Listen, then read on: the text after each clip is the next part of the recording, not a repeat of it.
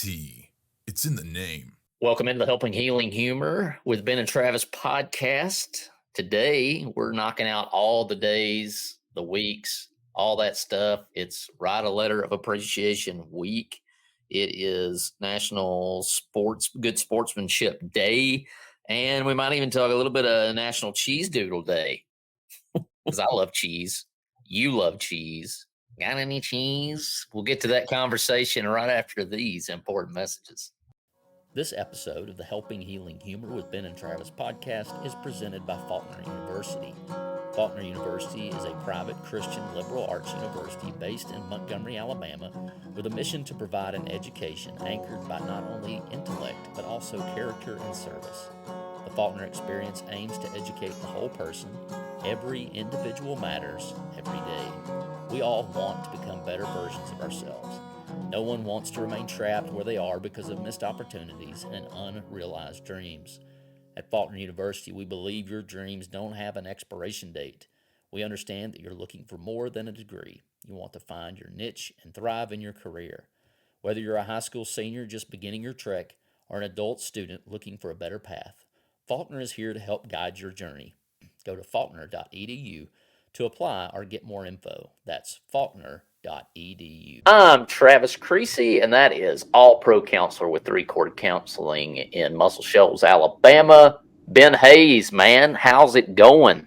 It is going good, man. We have been hitting a bunch of these podcasts over the last couple of days as we have had some snow and ice days. So we're recording this quite a bit before it's coming out. But looking ahead, we knew there were some great things on the horizon for February and March, and so thought we'd just go ahead and knock some stuff out. So how you been doing with your break from school? It's been great thus far. Now, we're a little more north of you. We got a little more snow today, and it's looking like Monday before we spend a whole lot of time above freezing. I think we get up to 35 on Sunday. But we won't spend a whole lot of time on that because it's come out, like I said, a month or so later. But nonetheless, we can write our letter of appreciation to cheese and those who've taught us good sportsmanship. But you're absolutely right. We've been knocking these out. This is like January the 19th that we're recording this. But, it's good to spend time together. And both you and I have been impacted by sports. Right now, we're in the midst of transfer portal every day, which sounds like crazy nonsense to us. If you went back and talked to us at 12, 13, 14, 15, 16, 17, 18, transferring anywhere was not a common occurrence. It was not a thing. And when people did it, it usually was because of something not good happening. And that certainly happens. There's certainly stories behind these that we don't understand. But maybe we could share a little bit today of our upbringing and the people who've impacted us for good sportsmanship. So it doubles, right? This is our letter to those who've taught us good sportsmanship, and maybe our thumbs down to get a little dislike to those who won't. But we won't be naming too many names on the ones that don't. But nonetheless, as we age, it kind of gets, I feel like I'm in the wrong era because a lot of this stuff irks me to some degree because, get off my lawn, or the sky isn't the color blue I want. But I do try to remember we don't know all the stories here. And so we're sharing ours, right, and our approach and how we were brought up to have good sportsmanship. And really, I think it goes back, once again, to most of the things we talk about, the Bible and treating people how you want to be treated. Yeah, and I'm thinking about with the transfer portal thing. I think the thing that I always said was your big thing is loyalty.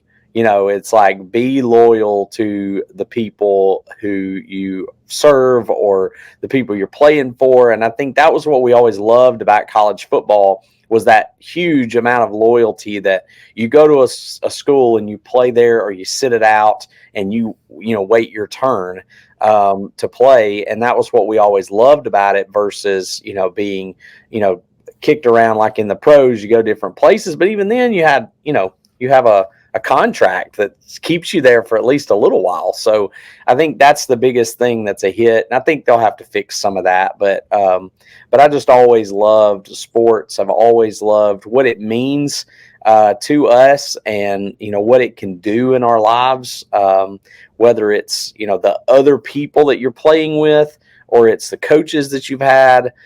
You've probably experienced a lot more sports in some ways than I have through your life. I played mainly baseball. I would play some like junior pro basketball and stuff like that. We didn't have a football team.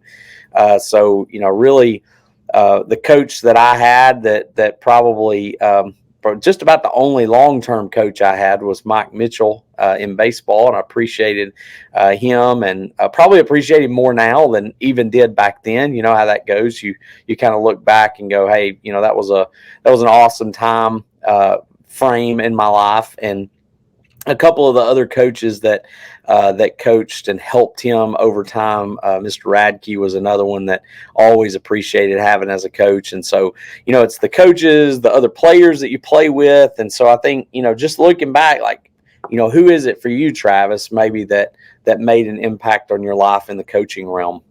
Well, both you and I, we're cousins. We share the Hayes side of the family, and I've got the Creasy's. And I'm sure anytime you play sports against family, whether it's organized or backyard, you learn a few things. And certainly, you didn't want to cry, and you didn't want to whine, and you didn't want to, you play through it, and you deal with it. And, there's this person that's between you and the goal or whatever it is.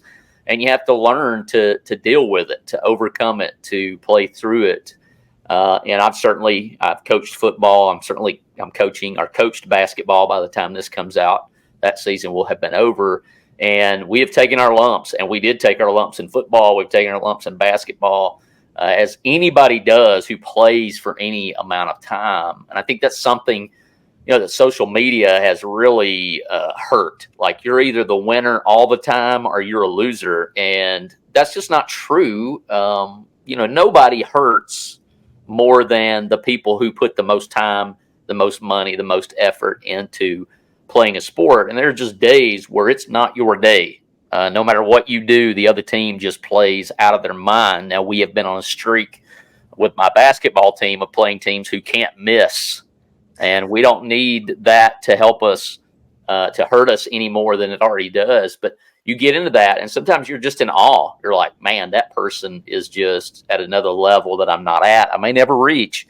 And so the ability to set aside your own frustrations, and I think that's something that every generation honors, being able to go over and shake the guy's hand or the girl's hand and say, hey, you were just that much better than us. And to be complimentary is not something easy. It's not something that comes natural to us. And so we need to be coached for that. Yeah. And there's a balance there. I've had somebody on Facebook call it Jesus juking. When you lose, it makes you want to go, oh, well, I need to do this or that. And obviously, I'm never going to trash anybody who wants to get closer to Jesus. And certainly we should never let sports come between that part of our life. But I think sports can be an avenue. I mean, how many people have we seen that microphone get stuck in their face, and the first thing they do is honor Jesus, and if you're in the heat of the moment, you may not like that very much. If you're the person, you're trying to find a reason not to like them. I can remember Tim Tebow and going, oh man, I don't like that guy, as long as he had the Gator colors on, but now it's like, man, he's awesome. Give me all the Tim Tebow I can handle. And he was that close to being in Alabama anyways. But it's that balance, and that I think it's a mental health thing. It's an emotional IQ. How can you compartmentalize? Like, we're going to compete. You step in between the lines. We blow the whistle. I'm going to give you everything I've got. And at the very least, I want you to walk away going, man, that guy, he gave everything he had. Everything we gave him, he gave right back. And there's a respect there that you walk away from the sport with. Yeah, I mean, I love the stories. I think it's Rick Carl, is that his name, that does a lot of the stories on Facebook from Alabama, whether it's Alabama football or Auburn football or Alabama high school sports. He'll write articles all the time. And I love reading those because a lot of times it has to do with that. It has to do with the sportsmanship that takes place. I mean, we love a good rivalry.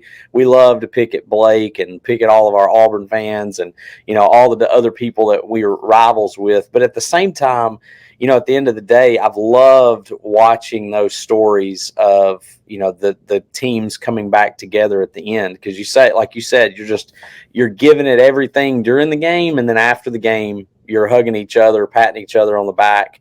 And the fans have a hard time sometimes with any love towards each other, but the players don't. They respect the man in the arena with them. And I know, like at the end of Mars Hill's game against Madison Academy this year, there was a moment where Skylar, one of our guys, just kind of fell to his knees, overwhelmed with emotion, having been put out by Madison Academy. And a couple of their best players came over and knelt down beside him and helped pick him up, helped walk him to his, our team before they went to celebrate with their team. And it was like one of those really cool moments where it was nothing but, hey, we're warriors in this battle. We're on opposite sides, but we're going to be there for each other and as humans in a tough time, because they recognize, hey, we're excited, but these guys just got put out. This is a huge hit to them. And so they were comforting him in that before they went and celebrated. There were several other stories that I saw throughout the year where similar things like that happen.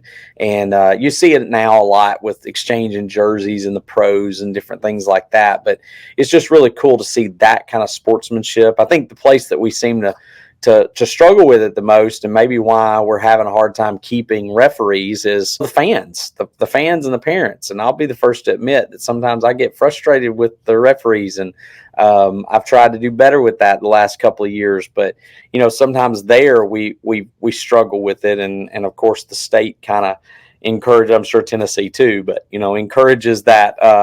Good sportsmanship, talk to your team, encourage your team without discouraging or hurting the other team or the officials who were in the ring with them. Yeah, you mentioned some other people.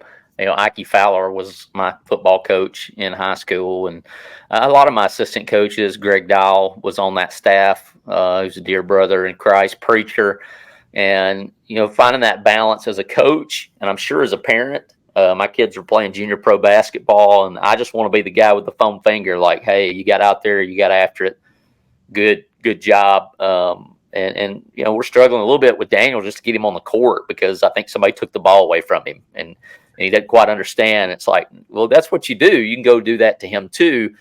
And so being a parent, being a coach, and finding that balance, that's something I always tried to strike. Like, we're going to push you, but we're also going to encourage you. As a basketball coach, it's like, hey, you as a teammate, you be positive, right? If something negative needs to be said, me or Coach Mills, my assistant, will do that, because we have a little more experience on how to deliver constructive criticism than you. And like I said, social media, you're either the winner, you're the champion, or you're the worst.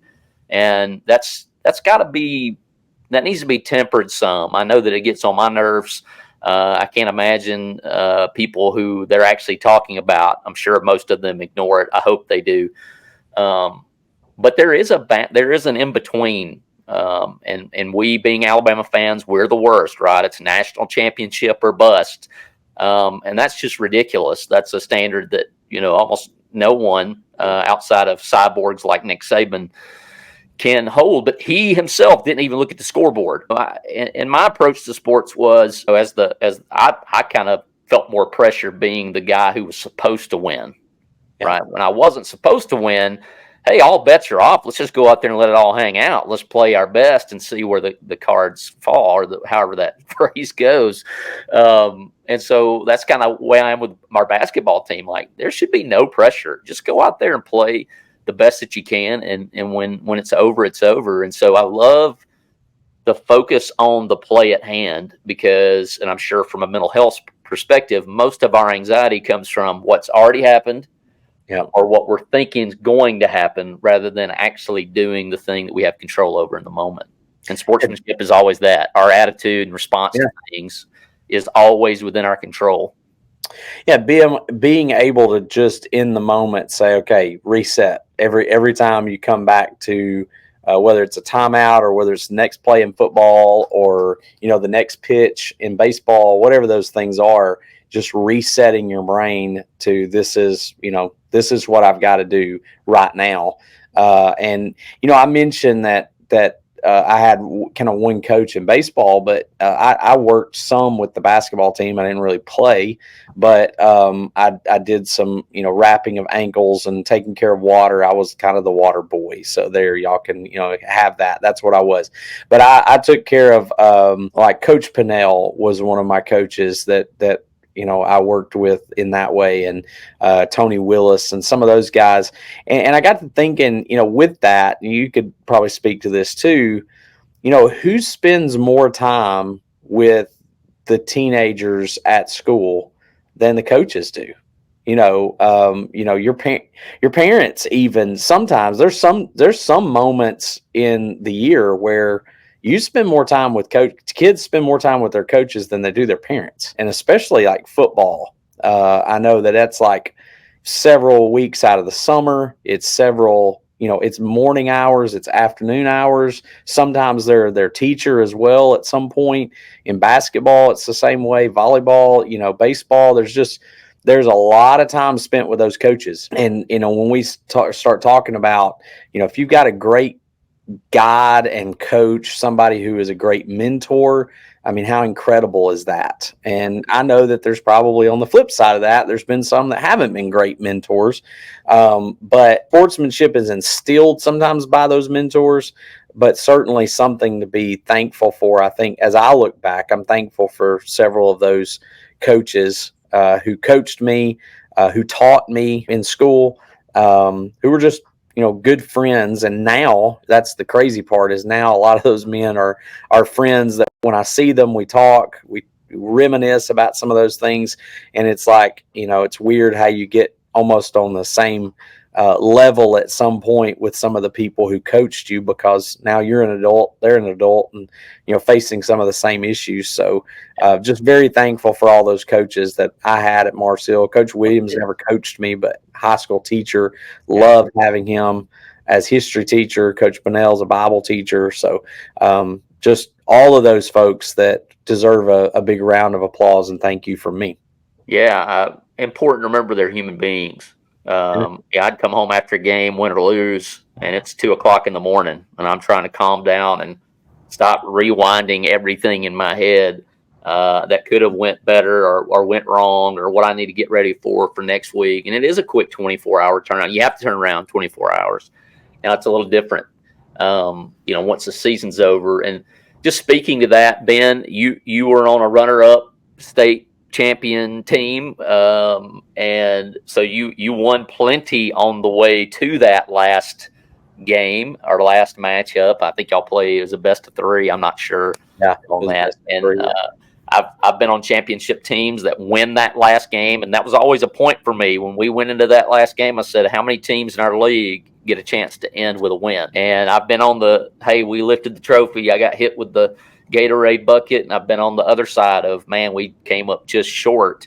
Mm-hmm. And so thinking about being a gracious winner and a good loser, those are qualities in our society that are still desperately needed, because unfortunately it is life. I think there's so many people that want to mitigate the negative outcome, and we should as much as we can, but you can't. There's going to be a winner, there's going to be a loser. And so just having people in my life that modeled that, whether it was on TV, and you've seen me plenty fired up at games I had no part in, I didn't play in, I didn't coach, lose my anger, but to see people who sweated, shed tears, bled, lifted, ran, did all those things, who have more invested in it than me, to see them have a good sportsmanship. I think of people from a distance, Gene Stallings, I mean, say what you will about Coach Stallings, but man, he seemed to always be very gracious in how he dealt with things. And so, it hurts. It's so, as a coach, you hurt for the players. You just absolutely are devastated for the players. As a player, I've been put out of the playoffs quicker than I wanted to be, because everybody, when they get put out, is quicker. But something I always think of, and you can speak to this too, Ben, as a minister, teacher, anybody who has to deal anything with youth, if Will was here, I'm sure he would agree.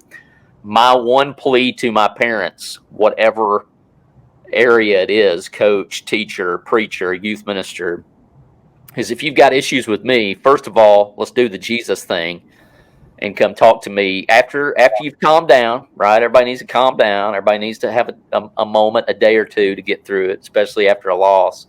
Come to me, but please, please, please do not run my name down in front of your kids, because Absolutely. I'm still trying. We're still on the same team. I thought about my parents. I'm a tool.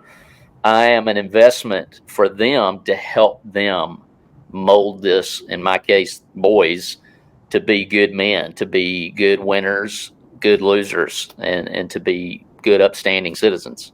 Absolutely. I mean, it's just important to be on the same team and understand that. And we all have our frustrations and we all get frustrated by certain things, but I think it's important to keep as much of that as we can, and encourage. Like I said earlier, be an encourager of your team, of your coaches, of the people that you can, and then limit the criticism towards the opponents, whoever you see those opponents as being.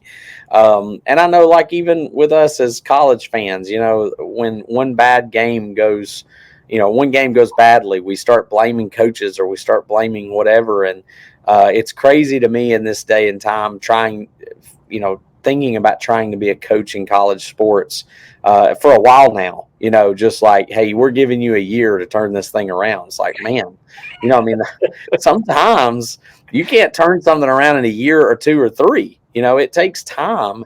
And, in this world of give it to me right now, I want what I want right now. It's so hard to get that. And so, which makes it even more amazing when guys like Nick Saban or Kirby Smart or whoever they may be stick around for a long time, because it's just not a world where people are getting to stick around for a long time.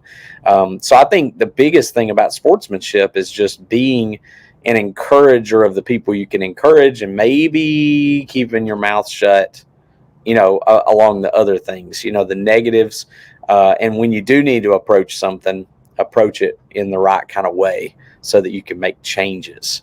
And that may be true in marriages. That could be true in friendships. That could be true in your churches. That we don't hear as much encouragement sometimes as we hear the negatives, and we don't oftentimes handle the negatives as well as we should.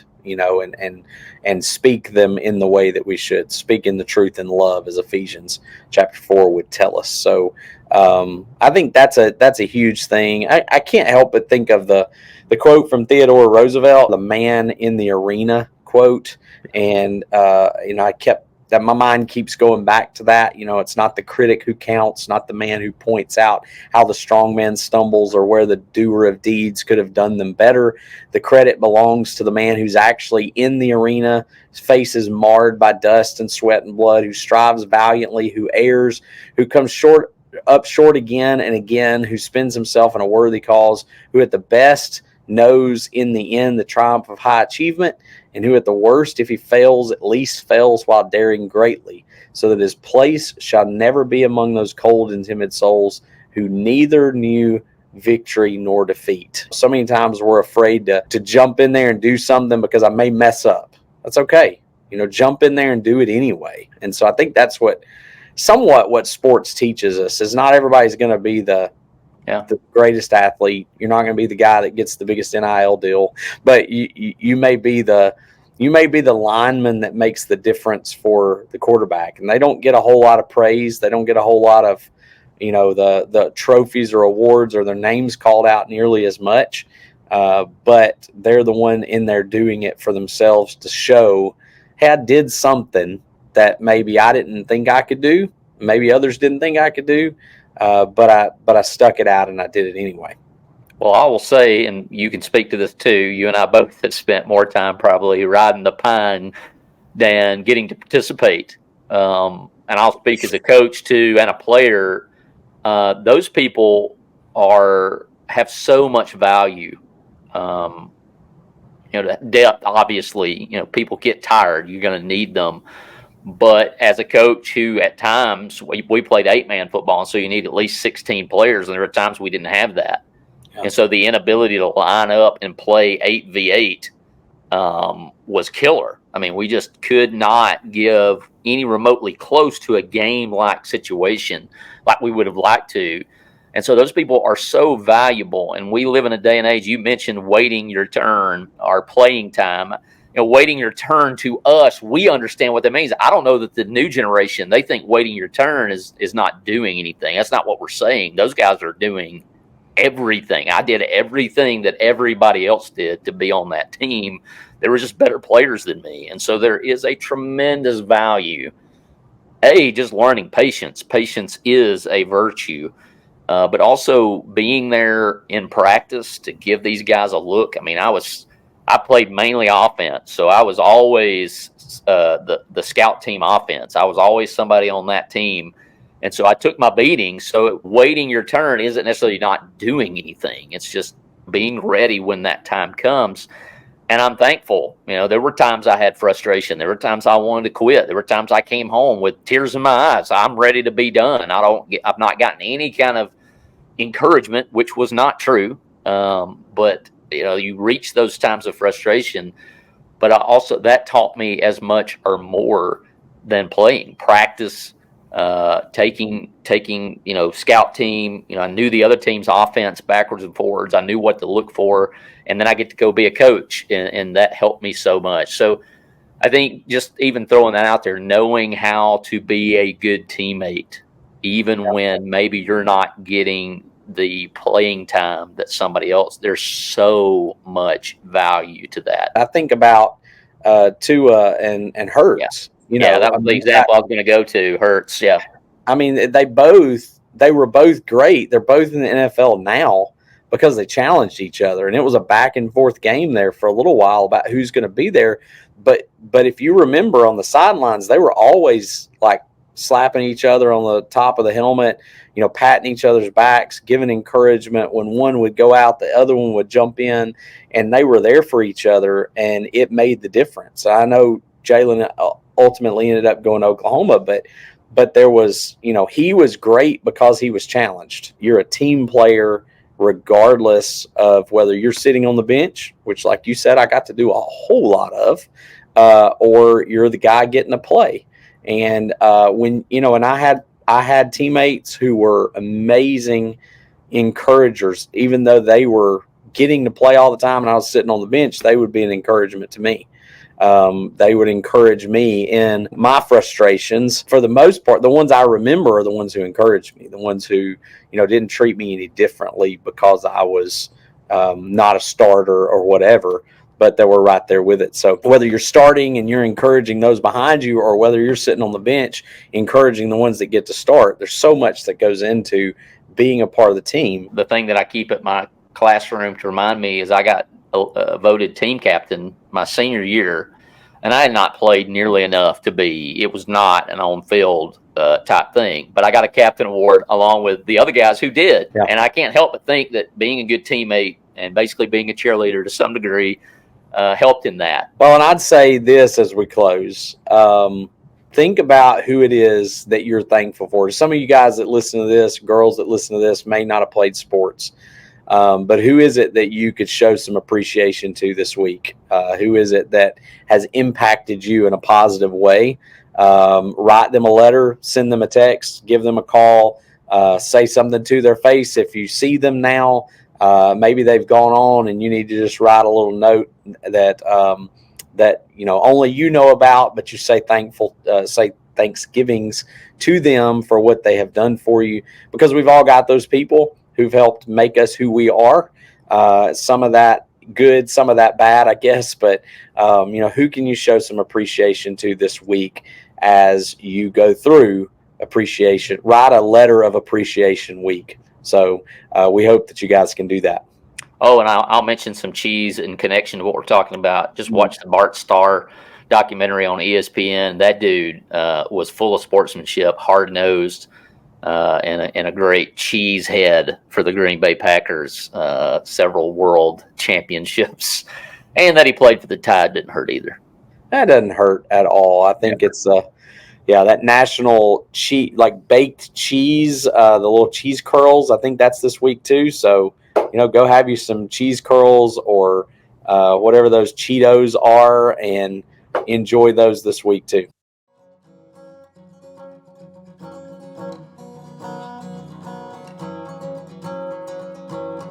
Thanks for being with us for this episode of the Helping Healing Humor podcast. Be sure to download our free ebook, 28 Days of Focused Living, at benandtravis.com and receive all of our Helping Healing and Humor extra content directly in your inbox. We look forward to having you join us at the same Ben and Travis time, same Ben and Travis channel.